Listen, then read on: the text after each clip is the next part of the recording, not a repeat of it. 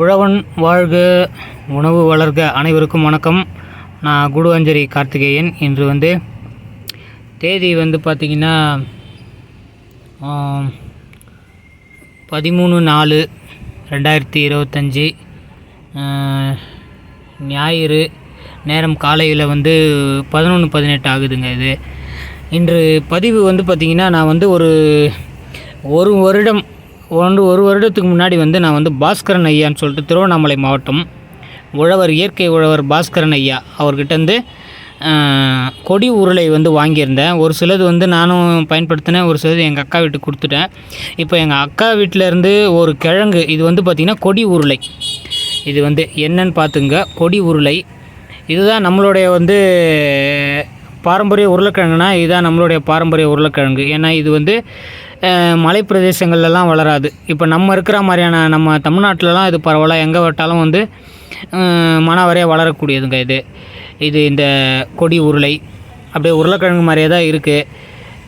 நம்ம நார்மல் உருளைக்கிழங்கு எப்படியோ அது மாதிரி சாப்பிட்றதுக்கு இது இயற்கையிலே நமக்கு கிடைச்சிருக்கு.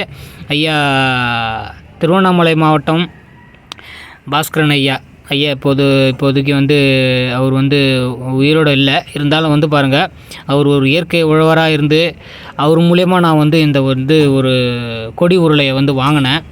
இன்று அவர் இல்லைனாலும் பாருங்களேன், இயற்கை மூலயமா அவரை நாங்கள் வச்சு அழகு பார்க்குறோம் பாருங்கள். அவர் செஞ்சுட்டு போனது பாருங்கள். அவர் விதைச்ச விதை இன்று உலக மக்களுக்கு எப்படி நல்ல உணவாகவும் ஆரோக்கியமாகவும் விளங்குது பாருங்கள். இது மாதிரி நீங்களும் வாய்ப்பு கிடைக்கும்போது இது மாதிரியான பாரம்பரிய ரகங்களெல்லாம் நீங்கள் பயிர் பண்ணி, இது எதுவுமே மெனக்கெடவே தேவையில்லைங்க. அப்படியே போட்டிங்கன்னா கொடி ஏறும். கொடி ஏறிட்டு அப்புறம் ஒரு கட்டத்தில் அப்படியே கொடியில் உருளைக்கிழங்கு மாதிரி வருது. ஒரு ஸ்டேஜில் இலைங்கள்லாம் உங்களுக்கு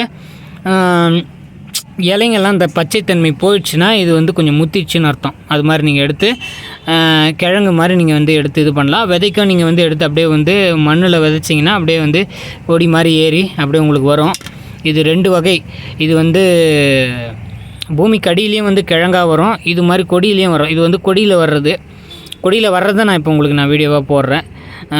இது மாதிரி இயற்கை உணவுங்களை விளைவிங்க. இந்த உணவையும் இந்த இனத்தையும் வாழ வைங்க. அதன் பிறகு இந்த நல்ல உணவை உங்கள் உடலுக்கு நீங்கள் சத்தாக கொடுத்து நலமுடன் உங்கள் குடும்பத்தையும் உங்களுடைய எதிர்கால சந்ததிகளையும் நீங்கள் வாழ வைங்க. வாழ்க உழவர், வளர்க உணவு. அனைவருக்கும் நன்றி, மகிழ்ச்சி.